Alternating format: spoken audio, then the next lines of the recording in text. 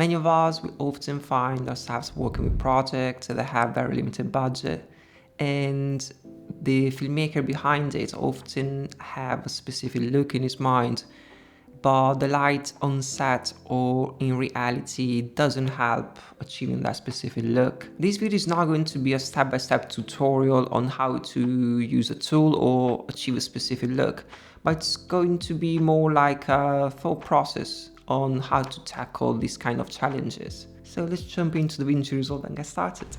Alright, so this is the footage we're going to work with today. And let me show to you where the light comes from. We got diffuse light, 45 degrees towards me, and we got fill light, which is going to help our practical light over here. And we got a very small and softened backlight right behind me. Now let's go to the color page. Let me toggle everything off. And first of all, the color management is DaVinci RGB, DaVinci Gamma Intermediate, and the output is Rack 708. Because I want to have full control over the footage. And if you want to know more about it, I'll just leave a link up here. So I place a color space transform out and a color space transform in. And that's how the footage was shot. And in this kind of scenario, because everything was shot with the same camera, I'm just going to apply a look and fix my footage exposure and color balance. And I'm going to do the same exact thing on the other footage. Alright, so let's compare them. What I did here was just change exposure for this kind of footage. And I think I did something similar over here. Just to get to a very somehow similar starting point. I did the same thing with the saturation. So the real magic happens in these nodes over here, because these nodes are what are going to shape our whole image. I see color grading a lot like painting, especially when the footage was shot with a limited budget. You have to enhance the lights and the colors that you have and try to achieve not just a good looking image, but a vision that the filmmaker had behind it. I'm going to start with this one over here. What happened over here was I isolated the highlight over here and I tried to soften this up to give a more like cinematic look, let's say. What I did on this one was a background. I created a mask and I enhanced the blue that was behind, because the light that we use as a backlight was really weak, let's say. So it was great because it was blue and it allowed me to enhance somehow the light itself. But how I did that was just change the gamma towards more blue, like I did over here. And when it comes to our subject, I have just decreased a bit the saturation over here, and if I remember correctly, yeah, I just changed a bit the skin tone. And the last roll off, it's just an extra roll off of the light. It's absolutely tiny, but I think it makes a huge difference. Then I use the glow to somehow spread our light, our main light, while also keeping it soft and a vignette.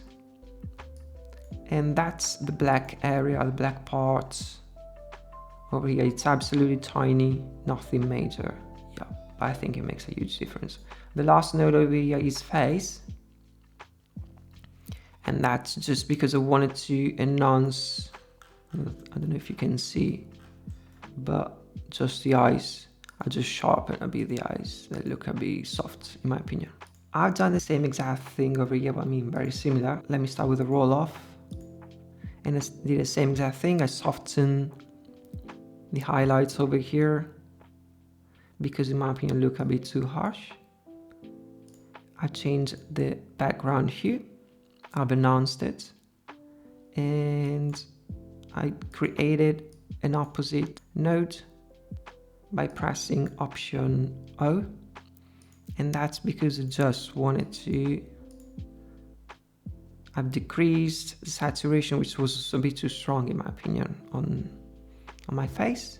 And the subject, again, I've just decreased it a bit more. I personally prefer to do that in 2 different nodes. I just often prefer to do small stuff in different nodes if possible. Just I have more control over what I'm doing. Then I place the black nodes over here, just increase a bit the darkest part, as you can see over here. The vignette, another invert mask, option O, just to decrease exposure just a bit more. And the glow, again, to soften up and increase the brightest part of our image. The face is the last one again, but just for the eyes over here. There's another one, and the approach is extremely similar, but I had to do more work. So what I did over here was to change the background hue like I did before. What I did was by creating a mask around me and inverting it. And then I created another mask like this one, because I wanted to soften the brightest part again. A bit of roll off around the lamp and this part over here. This is the key light. There was a diffuser on top, but it still spilled a bit too much, so I had to do most of the stuff in post-production. There was another roll off over here, and this one was focusing on everything except this part over here. And the reason I masked this part is because it was creating some artifacts around the edges over here.